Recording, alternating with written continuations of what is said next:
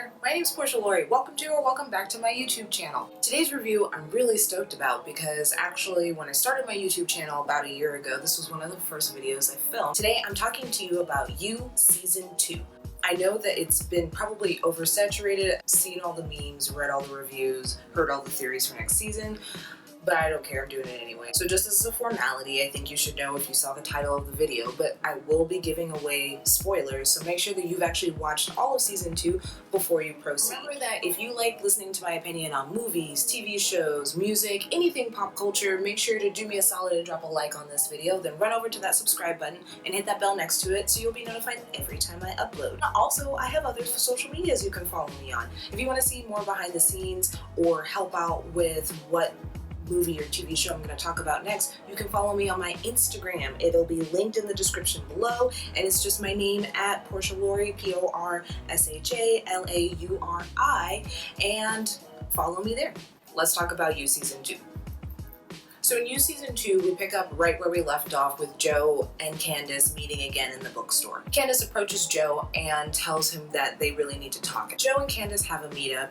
Candace exposes her entire plan of how she's going to take down Joe, and Joe is like, well then I'm out of here, and moves to the last place that people would think to look for him, Los Angeles.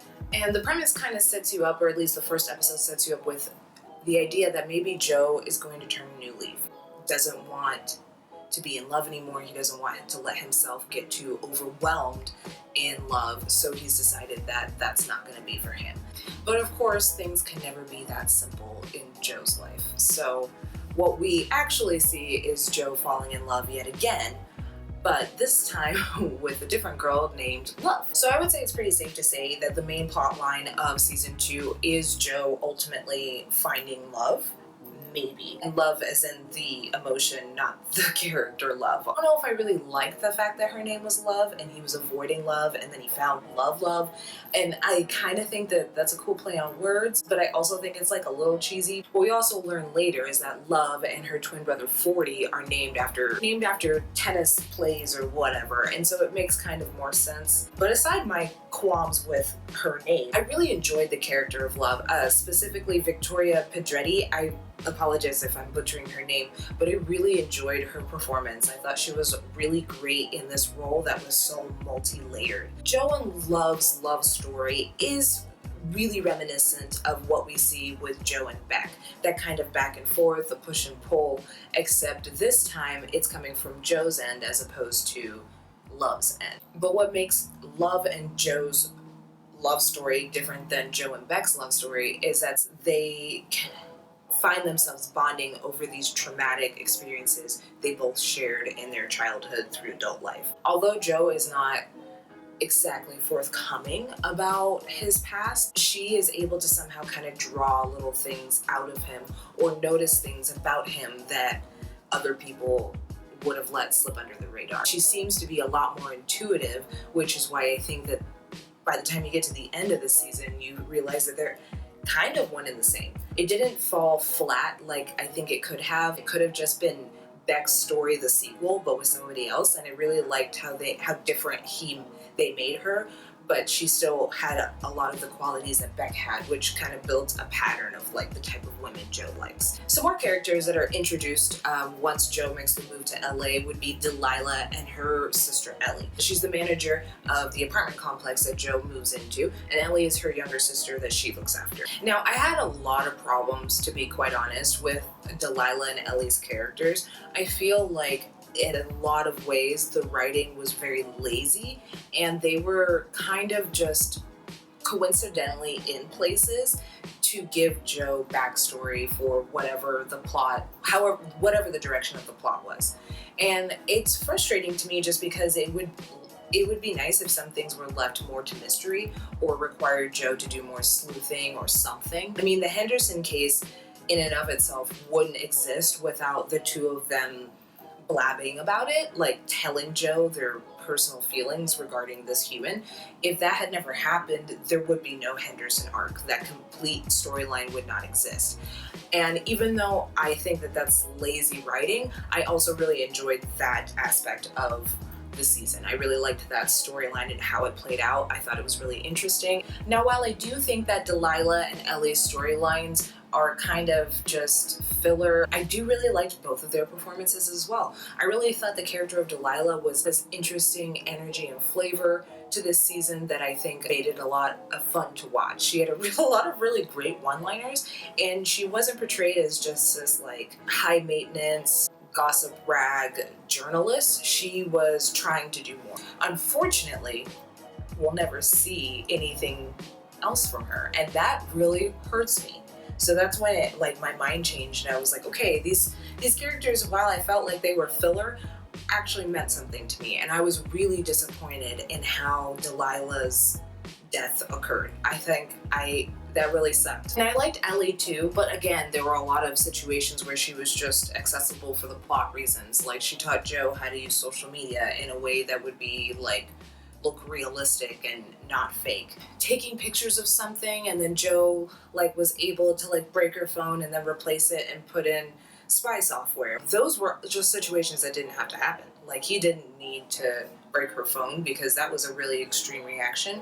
And like him putting spy software, like, that's really extreme, dude. So all in all, I really enjoyed Ellie and Delilah as characters, but I do think that they were really used conveniently to give away a lot of plot points or to move the plot forward, and I think they could have done more creative writing tricks in order to do that. Another big plot point for season 2 was meeting the Quinns. The first interaction we really see with the Quinns, besides like Joe kind of fawning over Love, is then the introduction of 40, which is Love's twin brother, who is an essential piece to season 2.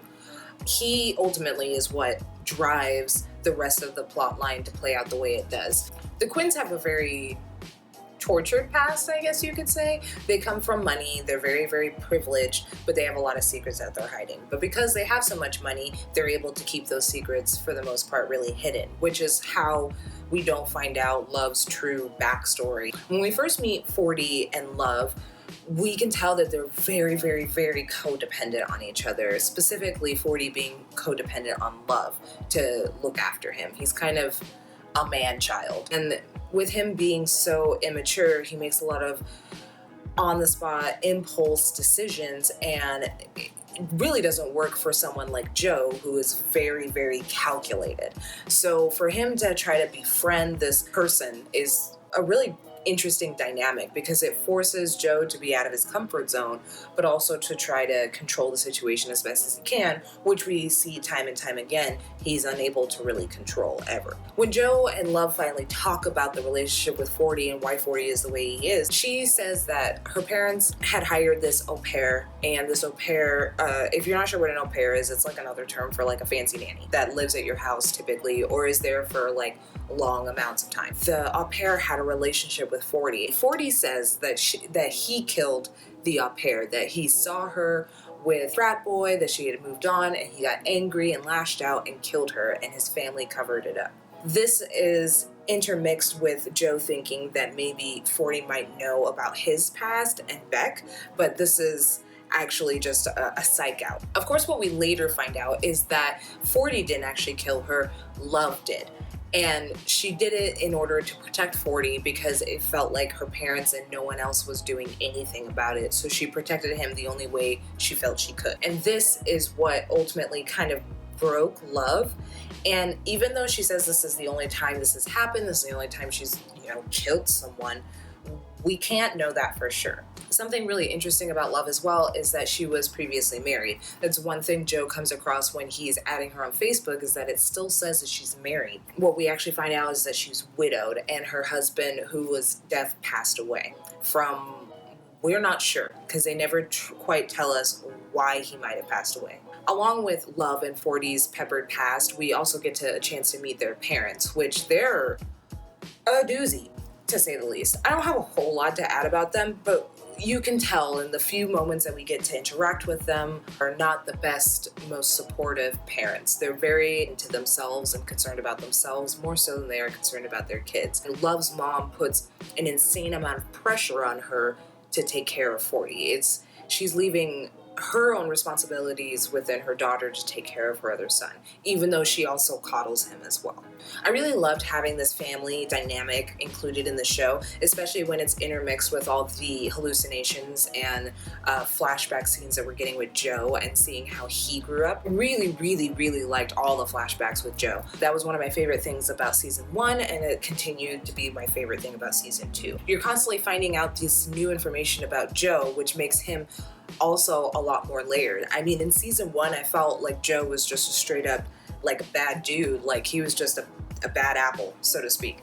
But in season 2, we're seeing how he became the way he is, and it doesn't excuse his behavior, but it does give some meaning behind it and a little foundation as to who he is now. I really like the actress they chose for Joe's mom. I think that she did a really good job of, even in those small intercut scenes, of delivering this performance that made you feel for her as well as feel for Joe. And I really enjoyed the dynamics of that. So shout out to both of those actors. Also the kid who played young Joe.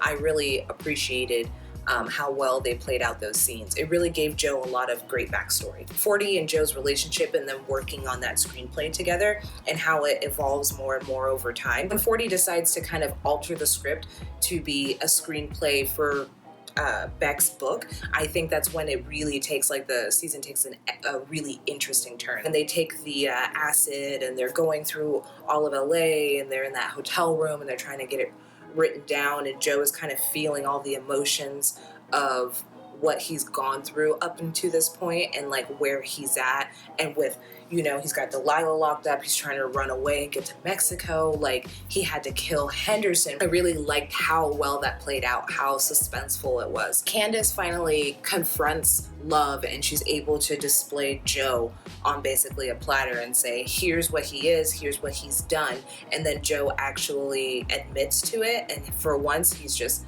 nothing but honest and gives himself up. I thought that was like some really great acting, because not only is Joe trying to kind of surrender and just like let life happen to him at this point, we also see the big turn in Love and what she's capable of. Even though Joe thinks that he's broken her, we find out that actually this has been her the whole time. Like she's almost just as aware of Joe and how he moves through his life, just as Joe is of her. Really one and the same, but with completely different motivations.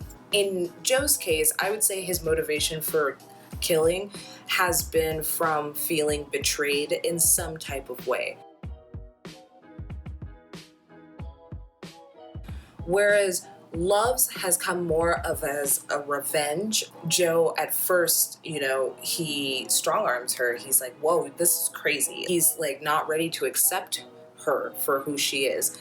And I think by the end of the season, what he realizes that, one, he needs to be a part of her life in order to be a part of his kid's life because she's pregnant. But not only that, is that in order for himself to be loved, he also has to be accepting of her, and how similar they are, how they could find someone that kind of can match him will be really interesting to see into next season. All right, so now I'm gonna go over some things I didn't like about this season. We kind of did rehash another storyline from last season. With last season, we had Paco, and in this season, we have Ellie. Kind of does the same thing. He finds her abuser and takes him out. I do think having Henderson as part of it was quite interesting, because it was this high-profile person who is doing something wrong, but they have all the money and the power in the world to essentially never get caught. And so that dynamic was kind of interesting because it plays into things that we're seeing going on in the real world, but it still was a rehash. And the last thing that I didn't like is Joe and the damn hat. Joe and that damn hat. I really thought after people were talking about season 1 and it became kind of this like overnight sensation, that maybe they would get better with how they were going to write about Joe stalking, because the way he stalks people is just like so in your face. He still looks like a creep. Like if I saw that guy and he was watching her, I would go up to that woman and be like, do you know that man in the baseball hat is stalking you? So that was really frustrating, because he's so obvious about what he's doing, yet people keep giving him a pass. And I don't know if that is really because he's white, or if he's good looking, or if people are that oblivious. And you're like, how did someone just get away with that in broad daylight? So I don't know. I know that I hate that hat. Now on to some things I did like about this season. The fact that he gets a job at a place called Navrin, which is the place that was like across the street from Mooney's in season 1, and also you can see Beck wearing a Nirvana shirt. In my video about season 1, I'm also wearing a Nirvana shirt.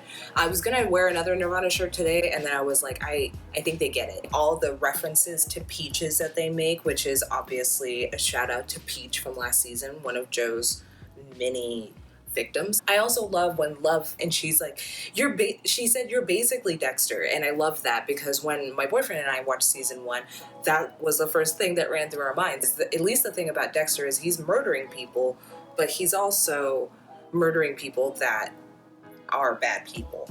Joe, he's murdering innocent people because his feelings are hurt. I thought the twist ending was great, but I really enjoyed Candace, and having her in season 2, it was nice to find out about her real story. And when she had popped up at the end of season 1, I was like, huh? I thought it was like maybe he was having another hallucination, but I didn't know for sure what was going on. Then when Love ends up reacting to her by killing her, I was like, holy crap. And it took me by surprise in the best way possible. I'm kind of disappointed because I would kind of like to see more Candace, but at the same time, I kind of feel like her character went through the full arc. Like, she did everything she could have, and she really tried to like infiltrate Joe's life. I also think one of Candace's biggest faux pas was to not just stalk Joe the same way Joe stalks women. She gave away her entire like evil plan to him at lunch over French fries, and I thought that was in very poor form, not very well thought out, and it was great as an audience member because it gives you this kind of cat and mouse chase for the season. But from their perspective, it was dumb. She should have gone about it way more sneaky, and I think there would have been a lot of better ways she could have actually caught him in the act and gotten him arrested or something. And also with the twist ending was the whole thing of 40 figuring out who Joe really was. We got a chance to see just a glimmer of John Stamos' beautiful face. That was fantastic, but he ended up not being of any help to 40 aside from verifying that Joe is the same killer from Beck's book, and that Beck did not commit suicide. She was actually murdered. So then when 40 comes back from New York and he wants to go and tell Love about what happened and tell her like to get away from Joe, we see that Love has actually known who Joe was for quite some time, and that Joe and Love have decided to, try to make this work, be a family, because they're about to have a little one. And I think this really blows 40's mind. And ultimately, he tries to take Joe's life, but is unsuccessful due to the cop that's outside. I just wasn't expecting things to be the way they were, I knew in my heart of hearts that before season 3 was even announced that there was a chance that this could go on for at least one more season. I thought the idea of Joe Will, I keep calling him Joe. I never called him Will the entire season. I pretty much knew there was no possibility that Joe was gonna die because that would be a silly way to like wrap it up. But I wasn't expecting 40 to necessarily die. I thought he might like get shot in the foot. I thought there might be some kind of tussle. Just like season 1, I had all these predictions and thoughts going into it, but I was ultimately wrong about pretty much all of it. So just a couple of my predictions going into season 3. So at the end of my first video about season 1, I had mentioned how we didn't get any verification of Beck's death because we didn't see her body. We did get that this season. Surprise, surprise, Beck is really dead. So like 40's dead, Candace is dead, Delilah's dead. So we have a much smaller cast going into season 3, and to be completely honest, I have no idea what's gonna happen. At the very, very end, we see that Joe has already maybe found his next target in his neighbor. I think that's just a cliffhanger to keep you interested to see if they were gonna get renewed for season 3. Even though Joe is growing and his relationships and his family is growing, it doesn't necessarily mean that he is a completely different and reformed person now. Having a baby may or may not change who Joe is, and that's going to be really interesting for next season. I also assume, because next season probably won't come out until December, that we're not going to see like really Love's pregnancy. We'll ultimately just see the aftermath of when she actually has the kid and what Joe's life is going to be like with a child involved. But yeah, I think season 3 is going to be based around Joe and Love and their family. And my last thing is about Love. So Love mentions how her husband had been diagnosed with something, didn't tell her for 2 months, and then he passed away shortly thereafter. I wondered if maybe she had poisoned him, and that's why he died of kind of mysterious causes, because she did it just enough over time to not be detectable. She mentioned there's a fight between the two of them where she wants to start a family, but he doesn't want to start one until they're more financially stable and ready. He doesn't want to be reliant on her parents for obvious reasons, because they suck. And so my thought process is that maybe this catapulted her to be upset with him just enough to do something about it. And something I read online, which is not an aspect I had even thought of, the pit that's in the center of peaches can be fatal if like eaten too much of. Let's say she was grinding them up and just like kind of sprinkling it in his food from time to time. Maybe? I'm just saying. I think this could be another situation where we don't find out the full truth until, you know, the end of next season. This is the third time I've filmed this. I think for once I got all of my thoughts out. I hope you enjoyed this video. Please, please, please, in the comments below, let's have a conversation and let's talk about season 2. What was your favorite part? What was your least favorite part? Who was your favorite actor in this season?